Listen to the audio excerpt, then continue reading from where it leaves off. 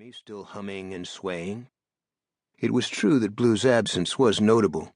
As a powerful psychic amplifier, she would have been useful in a case like this, but they'd agreed in whispers the night before that it was cruel to discuss Gansey's fate in front of her any more than was strictly necessary. They'd make do with Gwynthlian, even though she was half as powerful and twice as difficult. "We'll tell her the upshot later," Maura said. "I think I'd better get Artemis out of the pantry." Artemis, Maura's ex-lover, Blue's biological father, Glendower's advisor, 300 Foxway's closet dweller. He had been retrieved from a magical cave just a little over a week before, and in that time had managed to contribute absolutely nothing to their emotional or intellectual resources. Calla found him spineless. She was not wrong. Maura thought him misunderstood. She was not wrong. Jimmy reckoned he had the longest nose of any man she'd ever seen. She was not wrong. Orla didn't believe barricading oneself in a supply closet was a sufficient protection against a psychic who hated you. She was not wrong. Gwynthlian was, in fact, the psychic who hated him. She was not wrong. It took Maura quite a bit of doing to persuade him to leave the pantry, and even after he'd joined them at the table, he did not look at all like he belonged.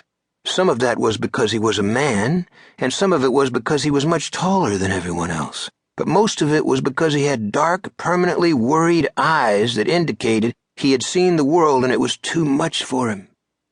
That earnest fear was entirely at odds with the varying degrees of self-confidence carried by the psychics in the room.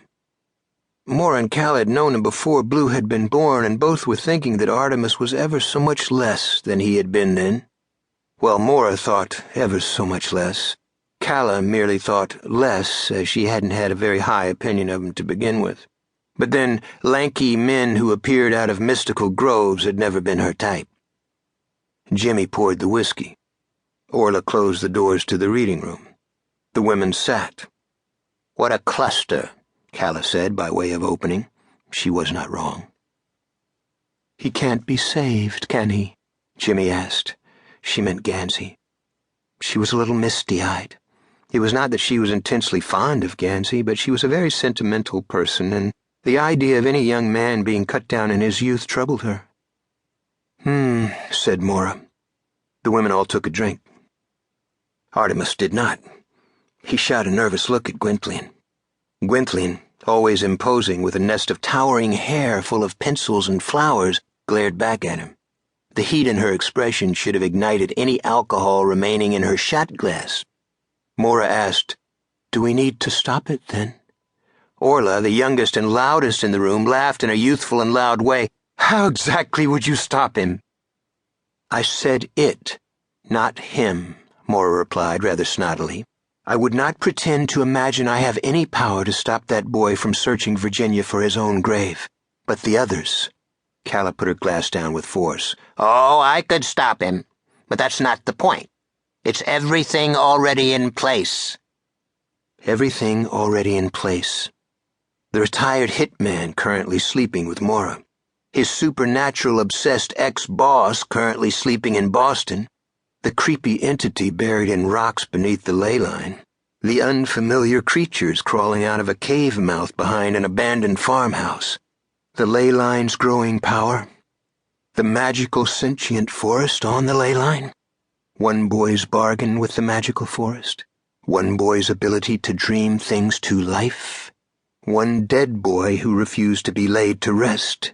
One girl who supernaturally amplified 90% of the aforementioned list. The women took another drink. "Should they keep going to that crazy forest?" Orla asked. She did not care for Cabeswater. She had gone with the group once before and had come close enough to the forest to feel it. Her sort of clairvoyance was best over telephone lines or email. Faces only got in the way of the truth. Cabeswater had no face, and the ley line was basically the world's best telephone line. She had been able to feel it, asking her for things. She couldn't tell what they were exactly, and she didn't necessarily think they were bad things. She could just sense the enormity of its requests, the weight of its promises. Life-changing. Orla was just fine with her life, thanks very much, so she tipped her hat and gotten out of there.